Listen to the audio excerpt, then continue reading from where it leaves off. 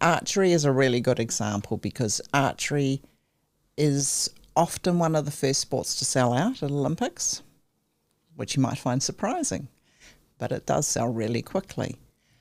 Watching archery live at an Olympic level is quite exciting. Watching archery live at a club level, or dare I say, even a national level, is quite boring. Because, you know, there's a lot of waiting around. What you see at the Olympics is it's the pointy end of the stick. So it's the one head-to-head matches. So it's exciting. It's fairly quick, most of the matches. Whereas, you know, watching all day of qualification and stuff's a little bit boring. But archery clubs generally promote themselves around the Olympic time because they'll get, in Auckland, hundreds of people will turn up to have a go. Because they see it on TV and they think, oh, this is great. They think it's easy. Because it's actually interesting. Because before Olympics, there's always things on the radio that go, oh, if you were going to go to the Olympics, what sport would you do? And people often will say archery because they think it's an easy sport. I don't know where this because they don't think it's really from. physical. But and there is a physical component to it. It's like any sport. There's technique, but 90% of archery is what's going on up here, which is actually really difficult. And I kind of think, you know, they'll go along and have a go and again think, oh, this is pretty easy. But as soon as you start getting into the competitiveness of it, you know, doing the same thing consistently over and over again is very, very difficult. Alcohol and different types of substances around me growing up, it wasn't easy not understanding why my people in my space would drink or who would turn to those types of substances as a little kid who just wanted love and affection, wanting to be held. Not having that consistently was, I think, a little bit confusing as a young person, like I said. I understand why whānau use alcohol or use violence or use drugs as a means to getting through life. I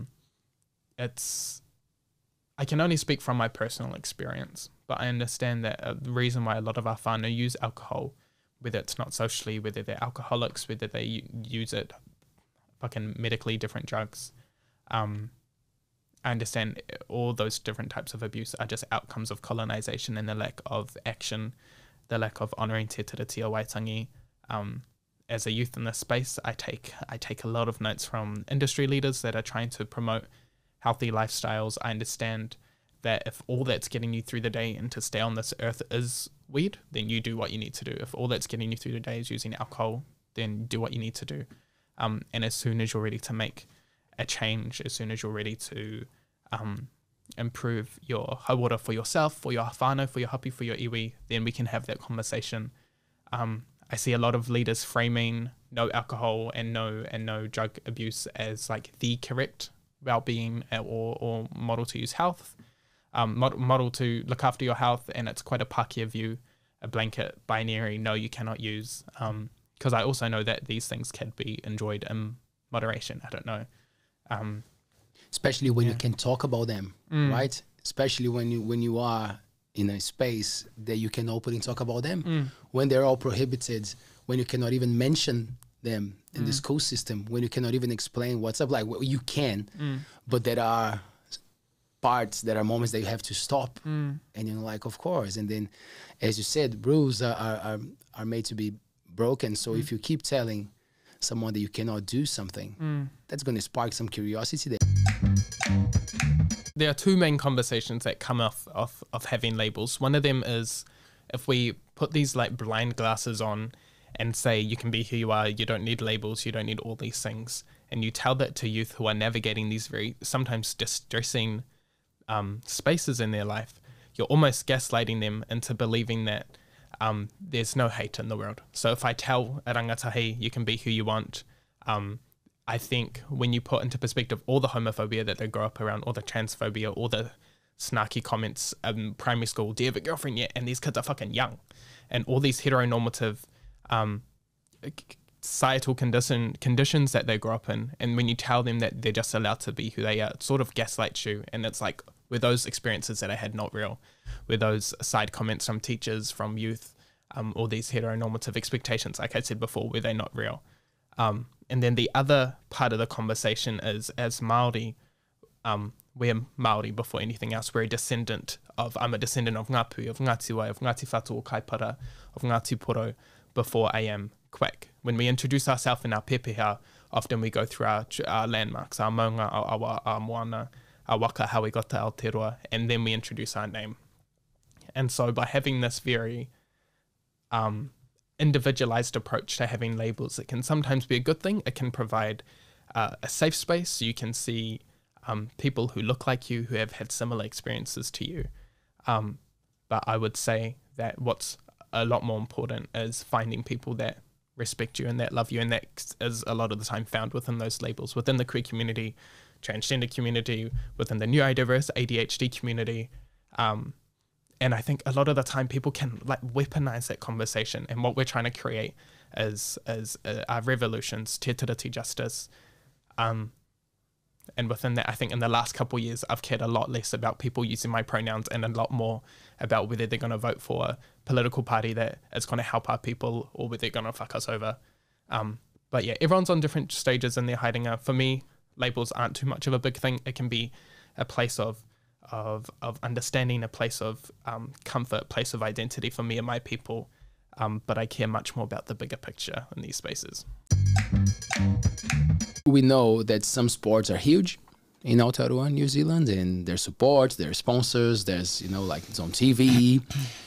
Do you find that for sports that maybe are not that popular, there are still possibilities to live from it, like from practicing them? For example, kayak, you know, like something that we know that is very popular and there's a lot of people doing it, but like to get to that professional level, how is the journey to get to those sports that they might not be on TV every day, but they're still important for the country? Really hard. Probably 98% of the sports in this country would be a struggle for people because they're not big sports. The only ones that are bigger, the rugby league, netball's getting bigger, which is good. Cricket, I'm not a big cricket fan, that's why I'm screwing my face up. You know, they can keep losing and they're still on the TV and the news and things. And I've been involved in quite a number of different sports, which are fringe sports, like kayaking, multi-sport. Multi-sport's bigger when you're talking about triathlon, but other multi-sports, not so big. The diving, so the springboard diving, the high diving, things like that, they're all still fringe sports in this country, whereas overseas, you know, you can make a lot of money out of some of the sports like archery. There's a lot of professional archers overseas, not in New Zealand, because we don't have the population, we don't have enough people doing it. So it's tough. It's tough, you know, even when people sort of see our sports people at the Olympics and think, oh, you know, they're so great and they, you know, must be making lots of money because they've got a lot of profile. It's probably taken them a lot of years of struggle to get there, you know, and you give up a lot when you do sport, particularly if you're training for something like that. And, you know, most of them would have been on the bones of their asses for a lot of time because you don't get sponsorship, you don't get funding from high performance sport until you are, you know, a winner, until you're there, you're on a podium. It's, you know, they don't give you lots of money to get there. Do you go by they? Yeah, they them pronouns. In Te Reo Māori, we have some gendered words like big brother, big sister, little sister. We have papa and mama, which are traditionally tied to gender, of course. And we have one pronoun ia, and it refers to where somebody is, I, ia.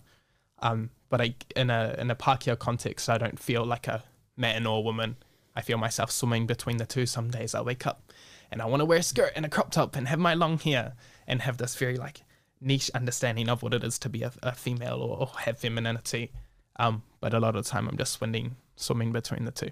I love this conversation, man, because the thing is, when you talk to men who identify as men, it kind of comes naturally to make fun of all the rest, you know, because man has this thing of power, you know, like I'm the man, I'm the alpha, you know, even if you don't have the attitude, you know, there's this thing with being, oh, you know, I'm the macho. And then the feminine side stays out of the equation. So for me, I love asking about that. I'm like, how is your feminine side? You know, because it's provocative, but like it's undeniable. Because you came from a woman, you know, like that there's from a mother, from you were born. So like there's a connection to the feminine, all of us, in all of us. It's just how you tap into it and how you perceive it. It's meant to make us much stronger and sensitive and pay attention to what's going on around us. So for me, every time that I'm having a conversation with a guy and I see that things start to go like, I'm like, man, I think you're not in touch with your feminine side enough, you know, because it's easy to poke on the minority or whatever, but like when you put someone in check, at least you force like a thought or something, you know, like so for me, it's been my mission. I'm like, man, the more I tap into my feminine side, the more I connect with Wahine, the more like we do work together, I feel like, wow, it makes much more sense. It makes everything lighter. You know, all the work that we're doing, it makes much more sense when you're tapping into within, not just trying to find external things. How do you find it? Like going and like understanding, like, because for you it sounds very natural. Has it been natural from the beginning? Oh, I'm tapping on my feminine side more, like I'm tapping on my masculine side. I'm just going like you put in the work. I can see. Was it confronting at the start? I don't know. I don't view masculinity or femininity as like two separate binary things where I think about, oh, what does it mean to be masculine? I don't view it as being like this macho maybe going to the gym, whatever the heteronormative understanding of what it is to be masculinity, to be masculine or feminine. I think when you ask me, I viewed masculinity as being your foundation, as being your strength, as being in your maunga and your heavy waters, your ocean swells and your thunderstorms, and then femininity maybe being your calm, gentle lakes and the plants that sustain the birds and the animals in the forest. But I think maybe in that self there's like Pākehā views on what it is to be a female or woman, of male, feminine being like very calm, very quiet, and masculine being like boom in your face. I think a lot of the reason why men don't tap into their femininity is because they see how females are treated and they don't want a bar of it. And it's always funny. I always ask them, why don't you wear crop tops? Why don't you wear skirts? Why don't you paint your nails? And then they might use like F slurs, or they might say, oh, I'm not a faggot, I'm not gay, I'm not a pussy. And then you start to unpack and realize why they don't want to be associated with the people that have been marginalized since the beginning of time. And I don't want to spend too much time talking about what it is to be a woman, because it's two male presenting people. That's not our fucking place. There are already people doing the work. But my personal experience with like femininity and masculinity, I think it's been put on the back burner for a long time, ever since I started doing this kaupapa Māori work. I've realized that my connection in relation to the environment and the wider collective is so much more important than, oh, maybe it's not important, maybe it's equal. I've just prioritized the former for so much longer. But in the work that I do, working in the public sector, I don't think I'm able to wear crop tops or skirts or paint my nails or do those type of things. I'm being told one thing, but on the other page, we're seeing fucking horrible people like Posey Parker walk around the planet. We took action in front of a research deep sea mining vessel called James Cook. Yeah, fuck James Cook. So we jumped in front of the ship with the tino rangatiratanga flag, the flag that represents Māori sovereignty, which I found out some of my relatives actually helped design like a couple decades ago, which is fucking cool. Awesome. But we waved the tino rangatiratanga flag in the face of the colonizer, as well as a banner that read "Stop Deep Sea Mining" or "Ban Deep Sea Mining." I forget which one it was. My beautiful friend Hemi Hita, a Greenpeace activist, Greenpeace campaigner. But yeah, it was beautiful to connect with other Pacific delegates who have shared understanding, who frame the prediction of the planet around their ancestral stories and where they've come from as people. A lot of the time it can be really difficult to get involved in activism, specifically environmental activism, because there are all these technical things that you may need to understand, what they're actually mining at the bottom of the water, saving trees, and then when you have a generation of rangatahi that just want to be able to survive, sometimes it can be too hearty to get involved. But yeah, it was wild. It was wild. Oh, that picture of that massive... Taylor, if you don't mind, I think I sent you on your... I sent you a link that has a picture, if you don't mind having a look. It says a lot because it's a poetic representation of what the big man is, but what resistance means as well, right? So I guess in that moment, looking at that huge thing with the James Cook written in it, you won't forget that moment. That felt pretty powerful. Yeah, fuck. It was scary, and I think we could focus on like, oh my god, you jumped in front of a ship, but the kōrero I really want to speak about is the fact that this coming July, decision makers will get to decide essentially whether deep sea mining will become a thing in Aotearoa. Up to 30% of the world's oceans could be absolutely destroyed forever. This is modern day colonization. This is neo-colonialism. What is their side of the story of saying that it has to be done? Did you get into those details as well? So there's conversations from big industries, and a lot of these industries and huge companies that are wanting to mine the deep sea, that are wanting to get their huge ships to destroy our fucking planet and our ancestral waters. So many of them have been dropping out over the past couple months, over the past couple years, because of pressure from organizations like Greenpeace. And so I just want to reiterate that there's not this huge, strong industry. There are some people who are still wanting to do the work. Their claim is they want to gain resources. I think they're called nodules at the bottom of the ocean, in order to create things like hospital equipment for use in hospital, things that are used to create electric vehicles, which is all bullshit. They no longer use whatever materials that's at the bottom of the ocean to create electric vehicles. But yeah, I don't know. They just want to make money. They're telling investors one thing: you're going to get rich, you're going to get super famous. But then they tell the planet, well, this is this revolutionary science. We can mine the ocean sustainably, which we know to be false. The gender thing. So what upsets you the most in this talk? Like, what for you is the hardest to listen from people who are not supportive or don't even make an effort? I think this conversation could go so many different ways now. I think the biggest, most frustrating challenge that I have is people who aren't queer wanting to keep circling around this idea of not understanding what it is. I know so many things exist in our real, whether it's science, whether it's how the fucking plane works that I just flew on. But me not understanding it, I don't care. It's not a huge deal for me.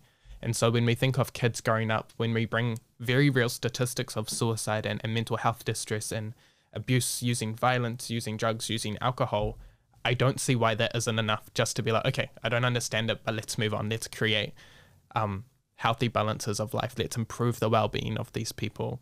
And that's never aligned with the kōrero that they have about wanting rangatahi to be our future. These political leaders insist that rangatahi are going to be our future, but at the same time won't improve the outcomes that koe o Takatāpui youth are growing up in. They won't make an effort to listen. They'll actively just pick up this misinformation. Like we saw Brian Tamaki just a couple of days ago insist that puberty blockers were being sold at the warehouse when they're fucking not. And so picking up this misinformation, I think it's hoha when adults insist on having conversations or wanting to keep having wānanga or learning sessions about what these identities are. And they should just shut up and listen and do what the youth are asking them to do, the bare fucking minimum. When it comes to the puberty blockers and more of like the health side of things, who do you go after to learn more, and what would you recommend the young people who are living these situations in life? Like, what is the whakapapa? Like, what is the kōrero for people to seek like real, legit information? queer organisations, queer and Takatāpui-led organisations. We've got Rainbow Youth, we've got Inside Out Outline, Gender Minorities, we've got Auckland Pride, which host, we got different Pride places, Dunedin Pride, Wellington Pride. But queer organisations have invested the money in advisory groups learning directly from youth. Often they have like ongoing advisory groups that help guide where the organisation is going. Rainbow Youth is a youth-led organisation, youth-led membership, and they've got all these beautiful resources, whether you're a questioning rangatahi wanting to know more about how to wear a binder or how to use pronouns or what to do if you're going to a pōwhiri on a marae.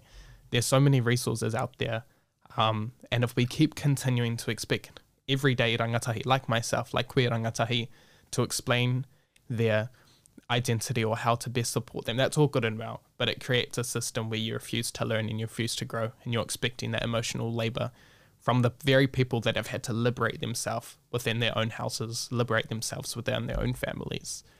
And so, yeah, I lean on queer organisations and I work with youth. I listen to youth. It might not always be accurate. It might not be steeped in academia or what these universities, PhD students have spent so long learning about. But yeah, queer organisations all the way. Used to kayak over to Rangatiratanga Island quite a lot. Run to the top, run back down, kayak down, back, go to work. How long is that? How long would it take? A couple of hours probably. And one time I went over there on my own and fog came in and I couldn't see anything, and I thought, that's fine, you know, Auckland's straight over there, I'll just start paddling. But you get out there and you get really disorientated, and then I'm like, oh, shit, I don't know where I am. I don't know which way I'm going. I hope a ferry doesn't come and hit me. Wow. And I could hear voices, so I started paddling towards them, and I nearly hit these two guys in a boat. Yeah, they're out fishing, and I'm like, which way is Auckland? And they're like, it's over there. So, yeah, that kind of stuff. And being out in, I think Lake Taupo was probably another really scary experience. A couple of girlfriends and I were training for an event that was going to be going down the river into the lake, and you go across the lake, and we had a few adventures on the river, my friend fell in a few times, and then we got out into the lake, and it was a really bad day weather-wise, and when the waves on a lake are that big that you can't see each other when you're in a trough because there's a wave in between, and you're like, where did they go? Wow. Yeah.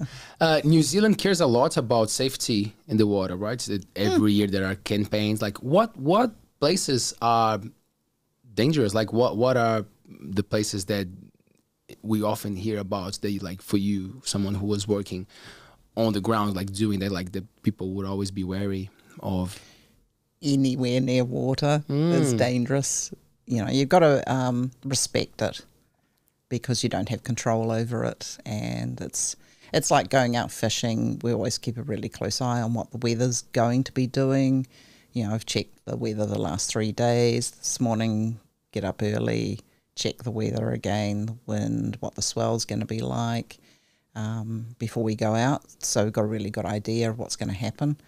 Sometimes things happen, you know, the weather changes quite quickly and drastically. So, yeah, I think it's just being sensible, knowing what the conditions are, generally being with other people, you know, like kayaking in fog on your own. Not a great idea.